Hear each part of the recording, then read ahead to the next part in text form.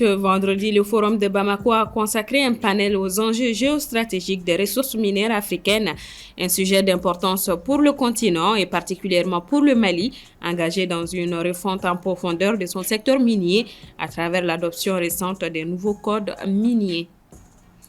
Au Sahel, la crise alimentaire s'intensifie. Plus de 19 millions de personnes sont désormais en situation d'insécurité alimentaire aiguë, une tendance alarmante révélée dans les derniers rapports sur les crises alimentaires et la sécurité en 2025.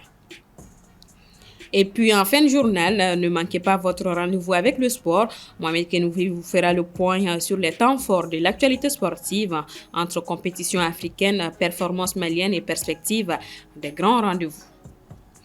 Mesdames et messieurs, bonsoir. La question des mines est une question stratégique pour l'Afrique et le Mali en particulier, qui s'est lancé dernièrement dans un processus de refondation du secteur avec notamment la mise en place des nouveaux codes miniers. Le Forum de Bamako a initié un panel ce vendredi sur les enjeux géostratégiques des ressources minières africaines. Djeneva Samake nous en parle. Les enjeux géostratégiques des ressources minières africaines sont complexes et multifacettes, impliquant des questions de développement, de sécurité, de conflits et de coopération internationale. Le continent africain, riche en minerais stratégiques, est au cœur d'une ruée mondiale avec des puissances étrangères en quête de ces ressources pour leur économie et leur industrie, ce qui limite l'autonomie et le développement du continent. La question est de savoir comment l'Afrique pourra tirer profit de cette opportunité et éviter de devenir dépendante de ces pays. C'est-à-dire, vous prenez le chiffre d'affaires de compagnies comme Barrick Gold, c'est peut-être le PNB du Mali. Vous voyez? Donc, pour faire face à des partenaires aussi puissants, une coordination des politiques minières au niveau de la sous-région, du contenu des contrats miniers, de la façon de procéder du partenaire entre les États peut être très, porteur. Je pense que chaque État doit quand même travailler son cadre institutionnel comme le Mali l'a fait. Donc je pense que les États africains doivent maintenant revisiter leur politique minière et aussi avoir le courage d'examiner aussi qu'est-ce que l'exploitation des ressources les a profité, faire leur diagnostic et ensuite en tirer effectivement les conclusions et les conséquences de cela en mettant des modifications qui ramèneraient les dispositifs réglementaires à leur faveur. La diversification des partenariats gagnants, la stratégie sur les très longs termes et la mise en place d'une industrie minière locale sont nécessaires pour limiter cette dépendance. On parle tout le temps d'emprunter de l'argent avec les banques, s'endetter, et alors qu'on a des matières premières qui peuvent servir au développement de l'Afrique. Il ne faut pas croire qu'on peut jeter les miniers dehors du jour au lendemain, les compagnies minières dehors du jour au lendemain, et que l'État reprenne tout en charge. Ça n'est pas possible. L'État n'a ni les hommes, ni les moyens technologiques, ni les moyens financiers pour ça. Donc, il faut nouer des partenariats de grande qualité avec les compagnies minières. Fort de son potentiel, le continent exporte beaucoup de substances qui sont utilisées dans la transformation industrielle à travers le monde. Il faut donc s'assurer que cette exploitation est responsable, équitable et rentre dans le cadre du développement durable. En bref, les forces armées maliennes poursuivent leur offensive contre les groupes terroristes. Entre le 19 et le 28 mai 2025, plusieurs opérations majeures ont été menées dans les régions de Gao, San, Nioro du Sahel, Tombouctou et Menaka. Parmi les actions marquantes, la destruction d'un véhicule logistique à Ombori, la neutralisation de groupes terroristes à Timissa et la mise hors d'état de nuire d'équipes mobiles, y compris des opérateurs de drones dans plusieurs localités du centre et du nord du pays. Le 28 mai, un important convoi logistique a été détruit près de Banikan, tandis qu'un véhicule transportant armes et explosifs a été intercepté à Tidermen. L'état-major général des armées se veut rassurant. Les opérations se poursuivent pour affaiblir durablement les capacités de nuisance des groupes terroristes. Comme annoncé au sommaire, l'insécurité alimentaire et la malnutrition continuent de s'aggraver au Sahel. Pour la 6e année consécutive, ces fléaux connaissent une hausse inquiétante dans cette région, parmi les plus vulnérables du monde.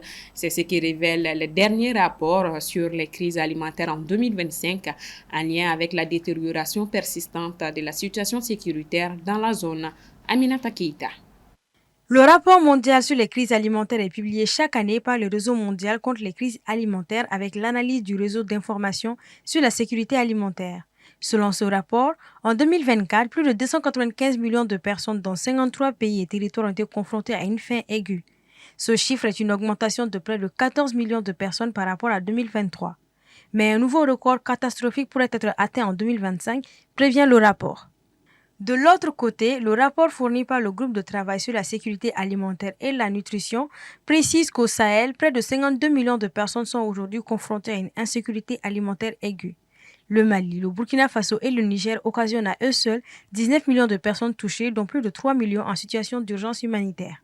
En avril 2025, l'organisation dénombrait 4,85 millions de personnes déplacées au sein des pays sahéliens. Pour Amnesty International, les populations locales du Sahel font face à de graves exactions des groupes armés. Notamment au Sahel, où des groupes armés comme l'État islamique ou le groupe de soutien à l'islam et aux musulmans, le JNIM, continuent de commettre de graves exactions contre ces populations locales, notamment des attaques illégales, des destructions de biens, mais aussi des pillages ou encore des entraves à la délivrance de l'aide humanitaire. Donc, ces crimes contre les populations civiles dans ces situations de conflit, ils peuvent être qualifiés dans certaines circonstances de crimes de guerre, et ces crimes sont pour la plupart impunis, même si les autorités peuvent parfois annoncer des enquêtes judiciaires sur ces exactions. Malheureusement, ces enquêtes ne prospèrent pas et demeurent souvent lettre morte. Donc ce sont des crimes commis en toute impunité et aussi bien souvent dans l'indifférence de la communauté internationale. Au Mali, le rapport du groupe de travail sur la sécurité alimentaire et la nutrition au Sahel précise que les régions comme Sikasso ou Ségou affichent aujourd'hui des poches de malnutrition sévères alors qu'elles sont habituellement excédentaires sur le plan agricole. Au Burkina Faso, près de 800 000 personnes vivent dans des zones hors de contrôle de l'État où l'accès humanitaire est extrêmement limité. L'aggravation de la prévalence de l'insécurité alimentaire aiguë est aussi due, selon le rapport, au désengagement progressif des partenaires techniques et financiers dans le Sahel. La Côte d'Ivoire vient d'inaugurer la toute première bourse des matières premières agricoles en Afrique de l'Ouest, une avancée majeure pour le secteur avec une première journée officielle de cotation tenue ce 30 mai. Aminata Keita. Cette ouverture de la première bourse sur les matières premières BMPACI en Côte d'Ivoire intervient 7 ans après son annonce. L'ouverture a été faite ce 28 mai. Courant cette seule journée, 87,81 tonnes de noix de cajou, 1 tonne de noix de cola et 40 tonnes de maïs ont été échangées à un prix moyen respectif de 440 francs CFA le kilo, de 1000 francs CFA le kilogramme et de 220 francs CFA le kilogramme, soit un volume total de 88,81 tonnes pour une valeur de 30,84 millions de francs CFA. L'ensemble des transactions a été réalisé via une plateforme digitale interconnectée en temps réel dédiée à la bourse qui doit permettre le suivi des prix, des volumes et de la qualité des produits échangés tout en assurant la confidentialité et la sécurité des données. Les cultivateurs peuvent livrer leur stock aux entrepôts certifiés situés à Korogo et Bouaké. Ces producteurs recevront à partir de là un récépissé qui servira de titre de transaction à la bourse. Ces entrepôts offrent une capacité totale de 500 000 tonnes. Les premières cotations ont démarré avec 3 produits agricoles, la noix de cajou, le maïs et la noix de cola. Ils ont été choisis en raison de leur importance stratégique pour l'économie nationale. En effet, la Côte d'Ivoire est le premier producteur mondial de noix brutes de cajou, également premier producteur mondial de noix de cola, et le maïs est un aliment central pour la souveraineté alimentaire du pays. À terme, d'autres matières premières agricoles comme l'EVA, le cacao, le palmier à huile pourraient être négociées sur cette bourse selon les médias ivoiriens. L'objectif de la bourse des matières premières agricoles est de faciliter les transactions de 20 à 30% des productions de noix de cajou brutes, de noix de cola et de maïs. Par contre, selon les courtiers, les cours, eux, ne pourront pas varier de plus de 10 à 15% par séance. Les séances de la BMPA sont ouvertes de 10h à midi, du lundi au vendredi. Sport, football. L'engouement monte à Bamako à l'approche de la finale de la Coupe du Mali, prévue ce samedi 31 mars au stade du 26 mars. En prélude à cette grande fête du football national, la Fédération malienne de football a procédé ce vendredi à la remise officielle de kits sportifs aux deux clubs finalistes, le Djoliba AC et le Stade malien de Bamako. Un reportage signé Ibrahim Babi. À quelques heures de la très attendue finale de la 64e Coupe du Mali prévue ce samedi 31 mai au stade du 26 mars de Bamako, la Fédération malienne de football a procédé ce vendredi à la traditionnelle remise des kits sportifs aux deux clubs finalistes. À travers cette remise symbolique mais chargée de sens, les responsables du football malien réaffirment leur engagement à valoriser les traditions sportives maliennes et à faire de la Coupe du Mali un moment fort d'unité nationale. Et là, je suis très heureux et très content. Au nom de notre président, Mamadou Touré Bavier, et l'ensemble du comité exécutif de la Fédération malienne de football, de faire la remise traditionnelle aux deux finalistes. Et comme j'ai dit, c'est une fête nationale. Donc la Coupe du Mali doit être célébrée. Comme vous le savez, c'est toutes les équipes qui sont engagées, que ce soit les clubs de 2-1, de 2D, de D3, les sous-districts, même dans les villages. Plus qu'un simple événement sportif, la Coupe du Mali est devenue une véritable institution, un espace de communion populaire où les couleurs d'un club se mêlent aux aspirations d'un pays passionné de football. Elle transcende les rivalités pour rassembler les supporters autour des valeurs de compétition saine, de respect et de dépassement de soi. Pour ce qui concerne la finale, au niveau du stade malien, nous sommes prêts pour aborder cette finale demain, Inch'Allah, contre le Djoliba. C'est très normal que le Djoliba cherche à sauver. C'est d'ailleurs ce qui va donner le goût. Donc nous, demain, nous partons pour regarder le doublé. C'est les champions, présentement c'est les champions et les vice-champions. Donc moi, je pense que c'est le sommet du foot. Donc nous allons tout faire pour remporter la coupe. C'est l'esprit de fair play. Tu vois, le stade de Djoliba, c'est le cousinage. C'est des amis, c'est des frères, tu vois. Donc on se tape la main, on se taquine, tu vois, on discute, c'est ça. Donc les supporters, je pense qu'ils l'ont toujours fait. Ils ont toujours fait. J'ai vu les messages passer de part et d'autre. Et je sais qu'ils ne seront pas déçus. Les supporters nous ont habitués maintenant à venir fêter ensemble, à se donner la main. Et je pense que la fête va être très belle et que nous ne serons pas déçus. Cette année encore, la finale oppose deux géants du ballon rond malien, dans ce qui s'annonce comme un duel de haute intensité. Mais au-delà du choc Djoliba-Stade malien, c'est tout un pays qui se prépare à vibrer au rythme du sport roi. Et à travers ce geste d'accompagnement, la FEMAFOOT rappelle que cette coupe est bien plus qu'un trophée. C'est un patrimoine collectif, reflet du dynamisme et de la ferveur du football malien.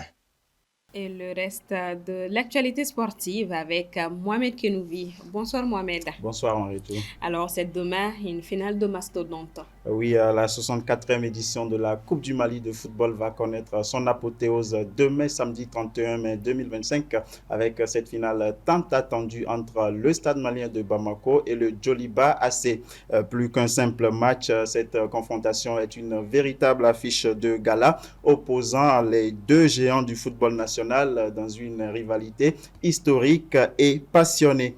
D'un côté, le Stade malien, détenteur de 23 titres dans cette compétition, tentera de confirmer sa domination nationale et de conserver le trophée remporté en 2024. De l'autre, le Djoliba AC, avec ses 20 sacres, cherchera à renouer avec la victoire dans cette compétition qu'il n'a plus remportée depuis 2022. Fraîchement sacré champion du Mali en Ligue 1 pour la saison 2024-2025, les Blancs de Bamako rêvent d'un doublé alors qu'en face, le Djoliba AC donnera tout pour s'éviter une saison sans trophée majeur sur le plan national. Vous l'aurez compris, cette finale s'annonce âprement disputée et vous pourrez le suivre en direct et en intégralité sur TM1. Coup d'envoi à 16h30 au stade du 26 mars de Bamako. Alors, Playoff Ligue 1, nous faisons le point des premiers matchs. Oui, ces playoffs ont débuté mercredi sur les deux tableaux masculins et féminins. Chez les hommes, le Stade malien de Bamako s'est imposé 68-53 devant le CRBT lors du match 1, mais les Tombouctiens ont remis les pendules à l'heure lors du match 2 disputé hier en s'imposant 73-68. Cela fait donc une victoire partout entre les deux clubs avec un match 3 clé prévu demain à 20h30 au Palais des Sports de Bamako. Chez les dames, la tâche semble beaucoup moins compliquée pour le stade malien. Les dames stadistes se sont imposées face au Djoliba AC sur les deux premiers matchs de ces playoffs sur les scores respectifs de 82-55 et 71-59. Pour rester dans le coup, le Djoliba AC doit remporter au moins un match lors des deux prochaines rencontres. Coupe IFOA féminine, la Sierra Leone et le Sénégal en finale. Oui, les deux équipes se sont qualifiées hier à l'issue des deux demi-finales disputées. Les Sierra Leonaises ont surpris les Aigles dames du Mali en s'imposant sur le score d'1-0.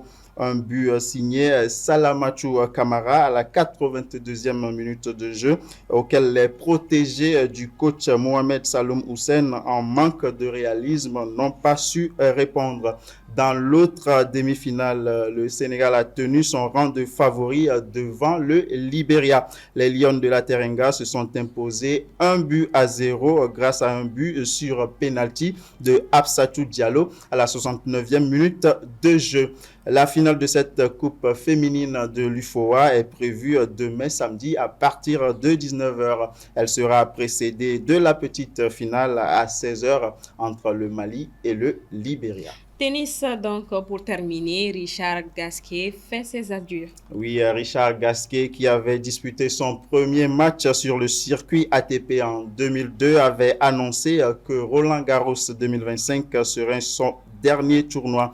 Après sa défaite hier au deuxième tour du tournoi parisien face au numéro 1 mondial Yannick Sinner, Richard Gasquet a donc pris sa retraite sportive. S'il n'aura pas atteint deux finales de Grand Chelem, contrairement à Joe-Wilfried Tsonga, s'il ne sera pas grimpé aussi haut dans le classement mondial que Gilles Simon, qui a été un temps 6e, Richard Gasquet a tout de même empilé 610 victoires en 23 ans de carrière, un record pour un Français depuis le début de l'ère Open en 1968. Demi-finaliste à Wimbledon en 2007 et 2015 et à l'US Open en 2013, l'Est numéro 7 mondial a par ailleurs remporté la Coupe Davis en 2017 sous le maillot de l'équipe de France. Bon week-end à vous, Mohamed Kinouvi. Merci à vous, pareillement. Merci d'être passé sur ce plateau. Je vous en prie. Fin de ce 1945. Merci de votre constante fidélité. Bon week-end à toutes et à tous.